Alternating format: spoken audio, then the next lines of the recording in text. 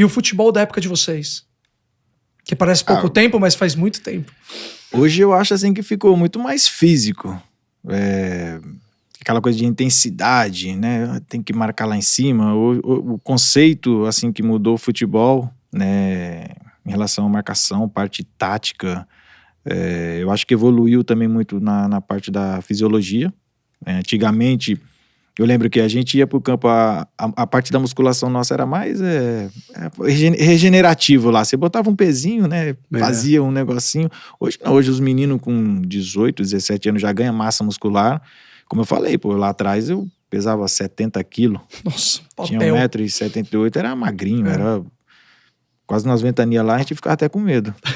Mas hoje evoluiu muito a parte física, como eu falei, na parte do DM evoluiu bastante, então muito jogador assim tem muito mais recurso para estar jogando melhor, mas eu acho que falta hoje do que naquela época um pouco mais de qualidade.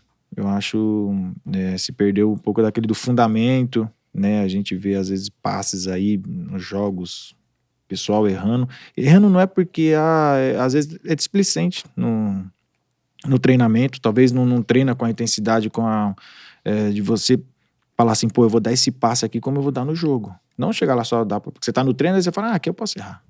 Mas você tem que errar como que você vai fazer no jogo, você tem que fazer o movimento, eu vou dar o passe assim no jogo. Porque só às vezes falar assim, pô, Renato, você batia na bola, dava aquelas viradas, porque eu treinava. E eu queria bater na bola como eu ia fazer no jogo. Então eu chegava no jogo, ficava no automático. Pegava e dava virada de bola. A bola saía assim, fazia uma curva. Eu pegava ela de 3 dedos. Mas eu treinava. Eu acho assim que falta hoje para os meninos, principalmente que tá subindo da base, é esse conceito de querer melhorar cada dia. O cara é centroavante, tem que saber cabecear. Tem que saber estar com a direita, com a esquerda. O bom e velho fundamento, né? Os fundamentos. Existe hoje uma defasagem, acho que muito grande, né? Para quem... Até porque o pessoal fala assim, mas e aí, é mais fácil jogar hoje do que no seu tempo? Eu falei assim, cara, eu não sei de que forma você enxerga isso. Para mim, eu acho que hoje tá muito mais difícil jogar. Por quê? Porque hoje com 16 o cara tem que estar no profissional.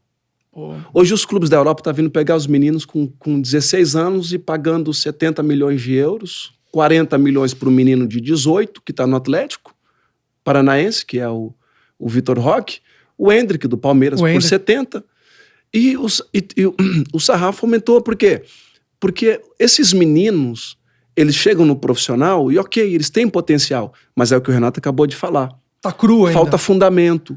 O menino às vezes... Cara, ele comete erros, por quê? Porque, de repente, eu acho que essa necessidade de venda, de mandar logo embora, para que o clube possa se manter, ela é tão gritante que não tem tempo para se trabalhar esse fundamento. Eu terminava os meus treinos, e eu posso falar isso sempre, não só no profissional, mas quando eu era amador, eu terminava os meus treinos e eu ficava exaustivamente fazendo trabalho de fundamento.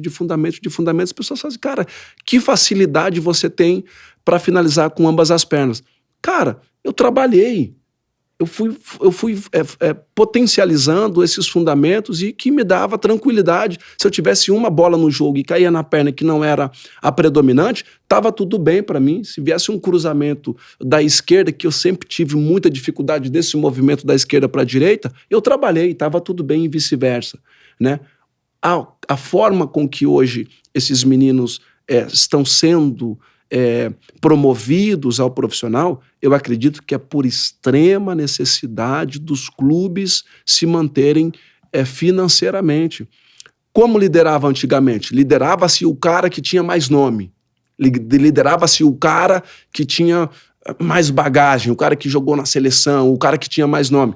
Hoje, a liderança é pelo exemplo.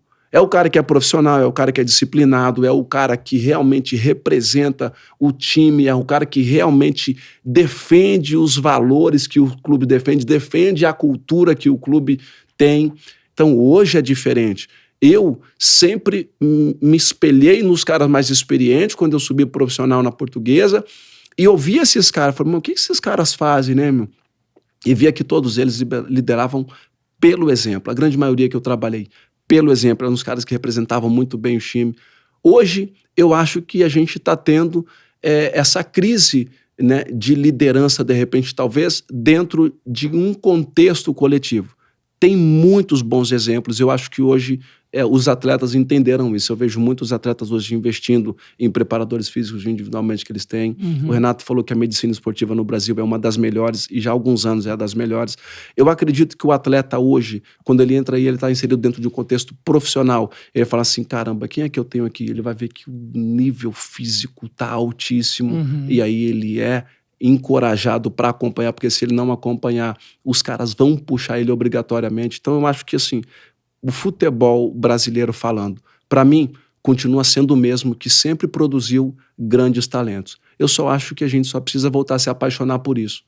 Eu acho que essa paixão pelo futebol, por fazer o futebol desse jeito, entendendo que o futebol é realmente um universo que precisa se manter, porque é assim e sempre vai ser, mas, poxa vida, eu acho que uma das coisas mais bonitas é a gente poder ver um jogador brasileiro encantando na Europa, encantando no Brasil, fazendo com que o torcedor realmente se apaixone de ir no estádio, de aplaudir, de gritar, de vibrar. Eu acho que o futebol brasileiro continua tendo, porque não é possível que o Santos continue revelando, não é possível que o Palmeiras hoje continue revelando, que o São Paulo, sabe? Eu acho que é importante a gente olhar o seguinte, o Brasil vai ser sempre um celeiro de craques.